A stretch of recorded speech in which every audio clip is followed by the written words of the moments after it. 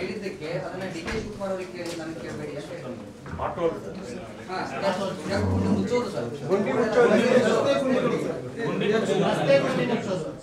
ಈಗ ಬೆಂಗಳೂರಲ್ಲಿ ಅದನ್ನ ಸಿಎಂ ಅವರು ಡಿಸಿಎಂ ಅವರಿಗೆ ಮಳೆಗಾಲದಲ್ಲಿ ಸಹಜವಾಗಿ ಬರೀ ಬೆಂಗಳೂರು ಎಲ್ಲ ಕಡೆ ಎಲ್ಲೆಲ್ಲಿ ಟಾರ್ ರಸ್ತೆಗಳಿದೆ ಅಲ್ಲೆಲ್ಲ ಸ್ವಲ್ಪ ಹಳೇದಾದ್ರೆ ಹೊಸ ರೋಡ್ಗಳು ಏನಾರ ಹಳೆ ಅದನ್ನು ಸಮರ್ಪಕವಾಗಿ ಮುಚ್ಚುವಂಥ ಕೆಲಸ ನಗರ ಪಾಲಿಕೆ ಬೆಂಗಳೂರಲ್ಲಿ ಮಹಾನಗರ ಪಾಲಿಕೆ ಗುಂಡಿಗಳಿಂದ ನೋಡ್ಕೊಳ್ಳೋಂಥ ಜವಾಬ್ದಾರಿ ಸ್ಥಳೀಯ ಸಂಸ್ಥೆಗಳು ಮತ್ತು ರಾಜ್ಯ ಸರ್ಕಾರ.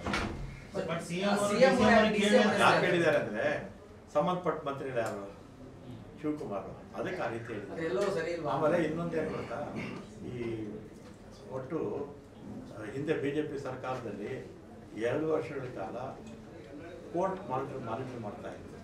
ಇದೇ ತುಷಾರ್ ಅವರು ಆಗ ಕಮಿಷನರ್ ಆಗಿದ್ರು. ಅವ್ರನ್ನ ಕರೆಸಿ ಕೋರ್ಟ್ಗೆ ಚೀಫ್ ಜಸ್ಟಿಸು ಮಾಟೋಲ್ಸಿ ಎಷ್ಟು ಮುಚ್ಚಿದ್ದೀರಾ, ಇದು ಎಷ್ಟು ಮುಚ್ಚಬೇಕು ಅಂತ 2 ವರ್ಷಗಳ ಕಾಲ ಮಾಡ್ತಾ ಇದ್ರು. ನಾವು ಕೋರ್ಟ್ ಹತ್ರ ಏನು ಹೇಳಿಸ್ಕೊಂಡಿಲ್ಲ. ಆದರೆ ಈ ಸಲ ವಿಪರೀತ ಮಳೆ ಅಲ್ವಾ, ನಿಮ್ಮ ಕಡೆ ಅತಿವೃಷ್ಟಿ ಬೆಳೆಗಳೆಲ್ಲ ಹೋಗ್ಬಿಡ್ತಾರೆ. ಅದನ್ನ ಹೇಳಿದ್ದಕ್ಕೆ ಅದನ್ನ ಡಿ ಕೆ ಶಿವಕುಮಾರ್ ಅವರಿಗೆ ಕೇಳಿ ನನಗೆ ಕೇಳಬೇಡಿ ಅಷ್ಟೇ. ಮುಚ್ಚೋದು ಸರ್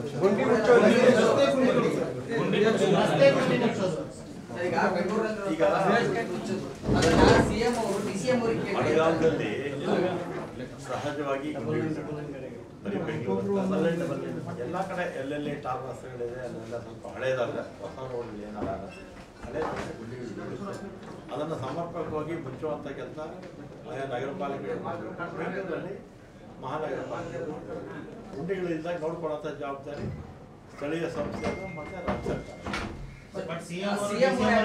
ಯಾಕೆ ಹೇಳಿದ್ದಾರೆ ಅಂದರೆ ಸಂಬಂಧಪಟ್ಟ ಮಂತ್ರಿಗಳು ಯಾರು ಶಿವಕುಮಾರ್ ಅದಕ್ಕೆ ಆ ರೀತಿ ಹೇಳಿದ್ದಾರೆ.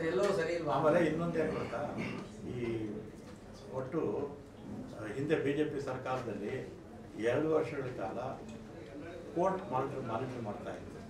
ಇದೇ ತುಷಾರ್ ಅವರು ಆಗ ಕಮಿಷನರ್ ಆಗಿದ್ರು. ಅವ್ರನ್ನ ಕರೆಸಿ ಕೋರ್ಟ್ಗೆ ಚೀಫ್ ಜಸ್ಟಿಸು ಮಾಟೋಲ್ಸಿ ಎಷ್ಟು ಮುಚ್ಚಿದ್ದೀರಾ, ಇದು ಎಷ್ಟು ಮುಚ್ಚಬೇಕು ಅಂತ 2 ವರ್ಷಗಳ ಕಾಲ ಮಾಡ್ತಾ ಇದ್ರು.